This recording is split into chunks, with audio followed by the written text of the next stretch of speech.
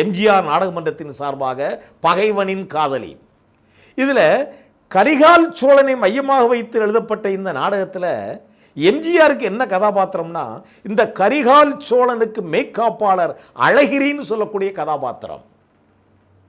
இதில் மக்கள் மத்தியில் மிகப்பெரிய பெயர் பெற்ற காட்சி என்னன்னு கேட்டால், கிளைமேக்ஸ் காட்சியில், நாடக மேடையில், சினிமாவில் இல்லை, கரிகால் சோழன் எதிரிகளிடமிருந்து தப்பிக்க வேண்டும் என்பதற்காக கரிகால் சோழனுக்கு மெய்காப்பாளராகிய அழகிரி என்கின்ற கதாபாத்திரத்தில் நடித்த எம்ஜிஆர் அந்த நாடக மேடையில், அந்த கிளைமேக்ஸ் காட்சியில் கரிகாலனை தன் முதுகில் சுமந்து கொண்டு 2 கையில் 2 வாளை வச்சுக்கிட்டு எதிரியோடு நாடக மேடையில் எம்ஜிஆர் பம்பரமென சுழன்று போராடிய அந்த சண்டை காட்சி மக்கள் மத்தியில் மெய்சிலிர்க்க வைத்திருக்கிறது. பார்த்துக்கோங்க, நாடகத்தில் இது மாதிரியான காட்சி நடந்து கொண்டிருக்கும் போது ஸ்டண்ட் பயிற்சி மாஸ்டர் ஆர்.என். நம்பியார்னு எம்ஜிஆர் மேலே ரொம்ப விசுவாசம் உள்ளவர், அவர் அப்படி எம்ஜிஆரை தாக்கும்போது ஒரு மிகப்பெரிய வாளை வைத்து சற்று உணர்ச்சி வசப்பட்டு ஓங்கி அடித்திருக்கிறார்.